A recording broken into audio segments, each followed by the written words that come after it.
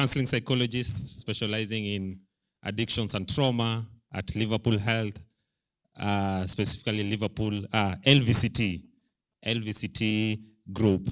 With me, I have my colleague, my regional manager in charge of Coast. Let him introduce himself for a few minutes. Thank you so much. Good afternoon. Afternoon once again. Shiveka Joshua. That's my name. I'm a psychologist. I coordinate our programs and our activities, the Coast region.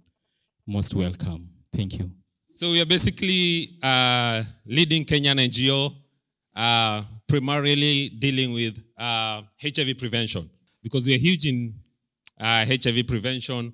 So we also promote well-being through research, intervention, advocacy in HIV, GBV, and community health systems. So for me, I come from LVCT Group. My colleague is from LVCT Health. LVCT Health is the NGO side. For me, I'm in the business side, the LVCT Group. And our philosophy as an organization is to build prosperous companies and prosperous employees.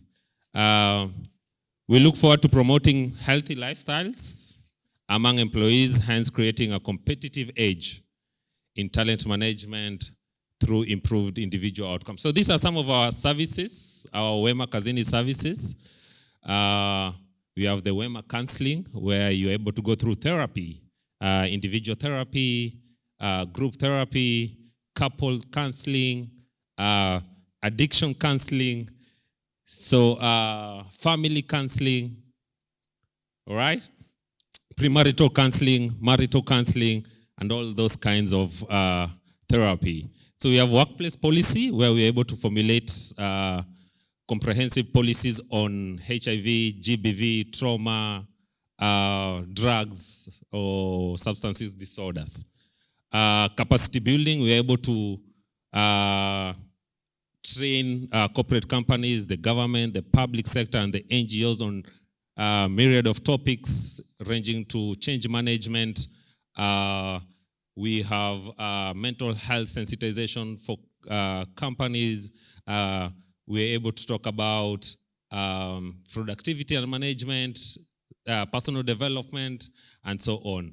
We also have mental health champions training, where we are able to empower companies so that they can be able to volunteer a staff in every department, where we can be able to take them through the mental health champions course, which is a 5-day training, full day, physical, or a 10-day training, which is 3 hours every day. So where we are able to just equip them with the prerequisite skills and knowledge on mental health. We also have nutritional services, where you're able to learn about not only your diet, but your visceral fat, your metabolic age. We're able to check basically your nutritional lifestyle. And last but not the least, we're able to screen for non-communicable diseases, diabetes, hypertension, cancer, and so on and so forth. All right. That's just about us as LVCT, but this afternoon we want to take a few minutes to just talk about mental health. And I want to start by asking, do you remember that first time at some point in your life when somebody asked you about what you'll want to be when you grow up? Are you living that dream? What's happening?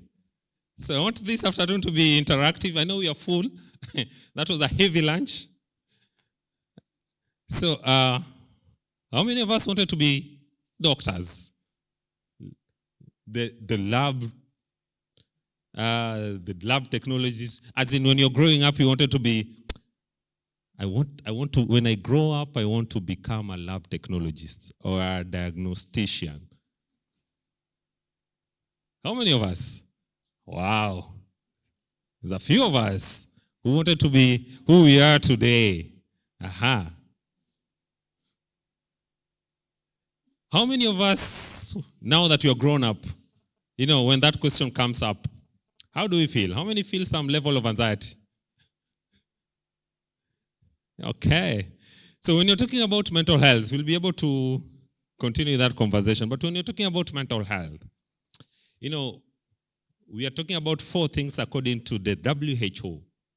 And we are basically talking about, according to WHO, they define mental health as a state of well-being where an individual, number one, is aware or realizes his or her own abilities. How many of us have that awareness of our abilities? What are some of the abilities that you possess? What are some of the skills that you possess? Okay. And then number 2, they said, your level of coping mechanism. How does it look like? When you're stressed, when you're faced with stressors in life, how do you cope?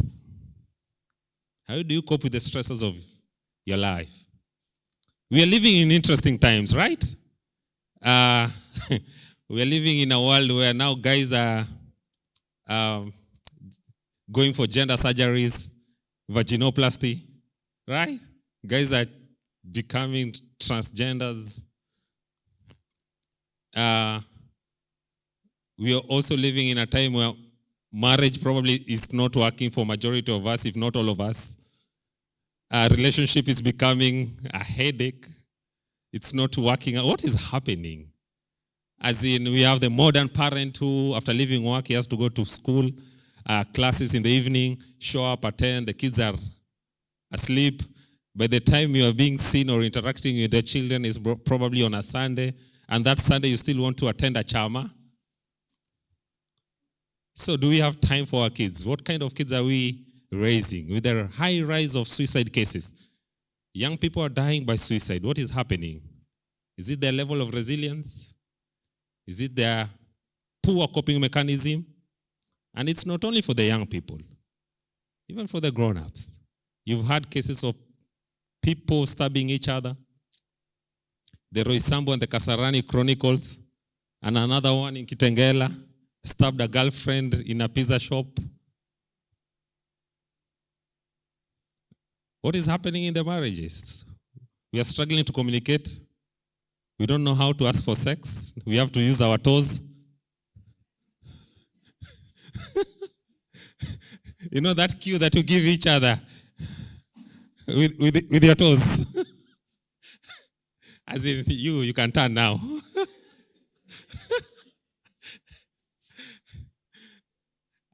And it's, when you're having majority, from our statistics, because we are getting a lot of marital clients coming in, and you see the surface problem is not usually the problem.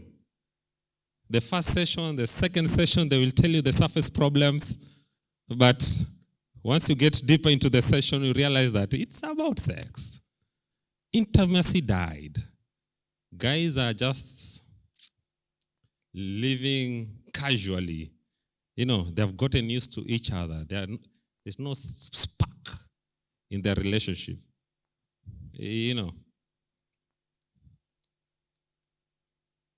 So how will you guys not struggle in your relationships? The level of infidelity. Why are guys cheating? Why are guys not able to stick in their marriages? What is happening? Coping mechanism? We are struggling to cope. When 1 for the road becomes 10 for the road, because you want to run from that appraisal that you had. Tough talk with your boss. That instead of looking for the objectiveness in that appraisal, you want to stick with probably the tough conversation that you had with your boss. But then it's never personal unless you're being attacked at a personal level. It's about your KPIs, your target, vis-a-vis your actuals.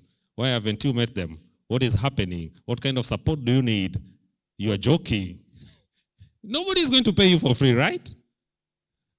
Right? So they have to ask questions.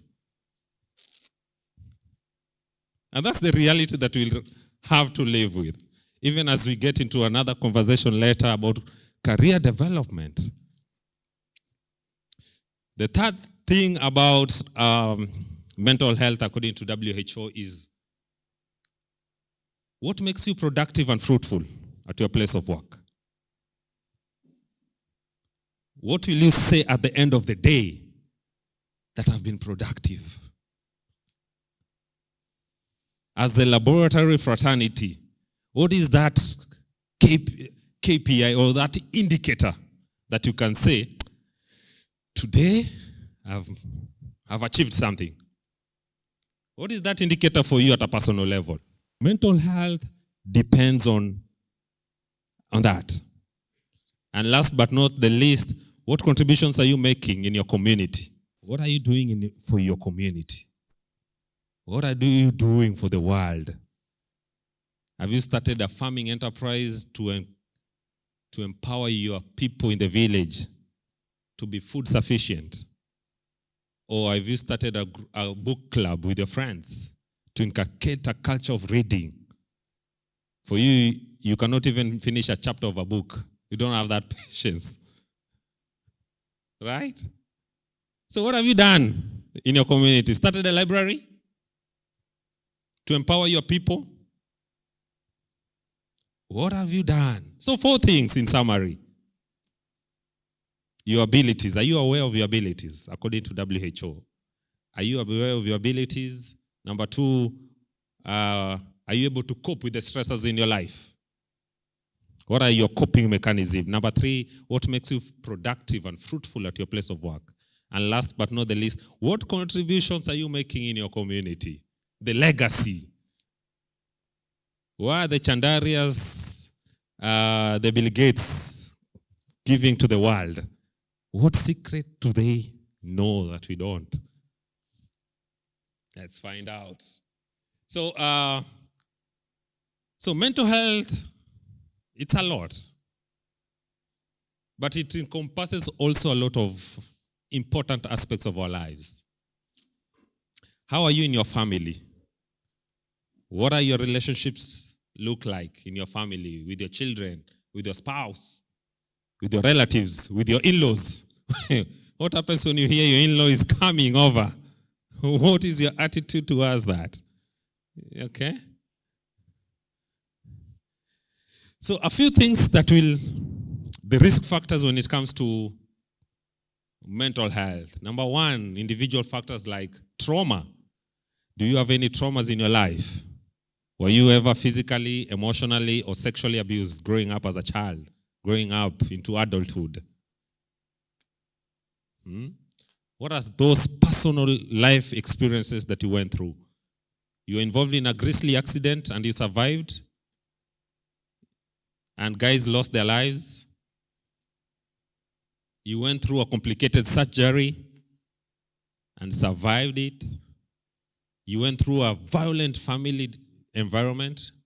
You grew up in a dysfunctional family. What did you go through? What are some of the traumas that you went through? Terrorism, Dusit, Westgate, 1998. What did you go through growing up? Because let me tell you, your past will affect your present. And the same past will drag you into the future. So what happened to you? Okay? What happened to you growing up? What are some of the life experiences you've gone through? Heartbreak that you never recovered from? Relationships? Character development?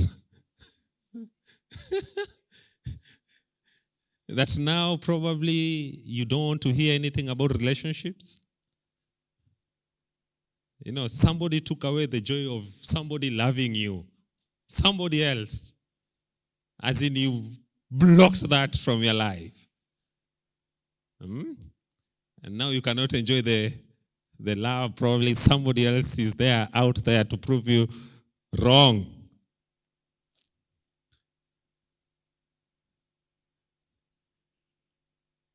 So these things will affect your mental health in one way or another.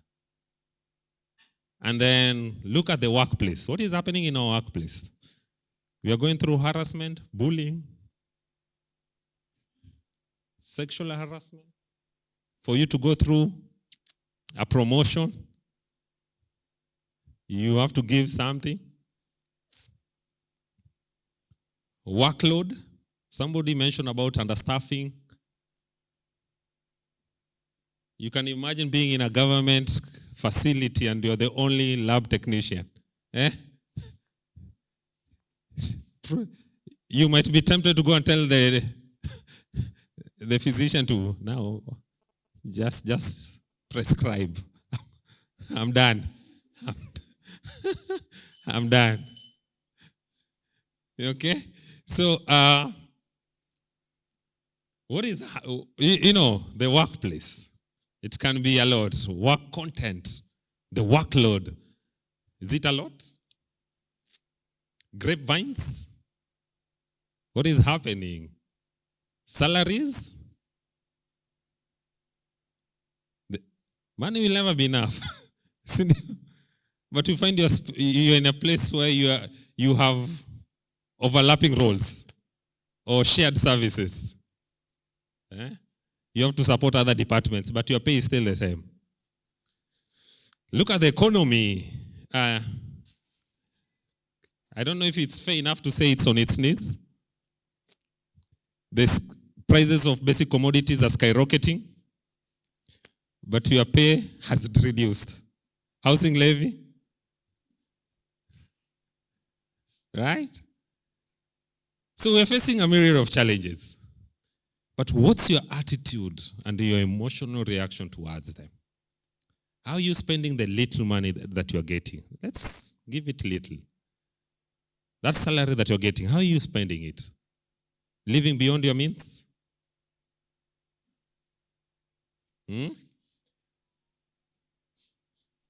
Because of time, allow me, let's listen to this video.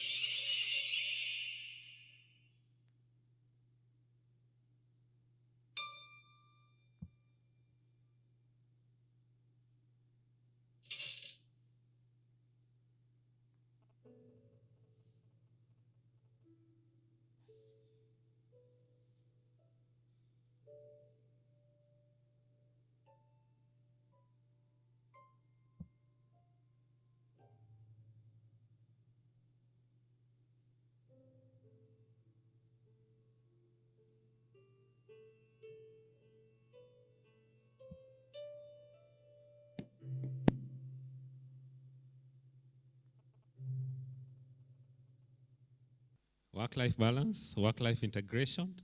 Is it a challenge for us? When it comes to our career development, is it a factor?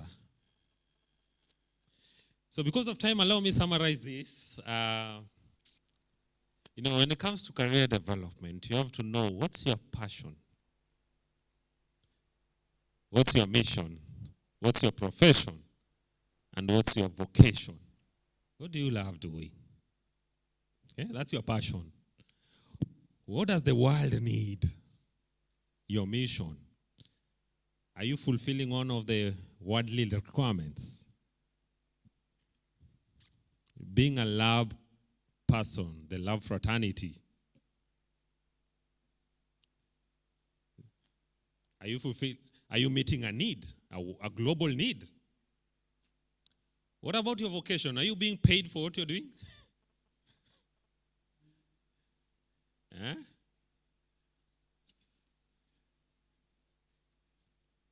Or this is your profession? Because this is part of your strength. So as I summarize, I want you to ask yourself the following question in terms of your passion.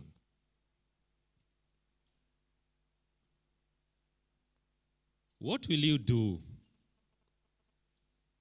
if you didn't have to worry about money? How many of us can be able to do the things we're doing now for 2 months without pay?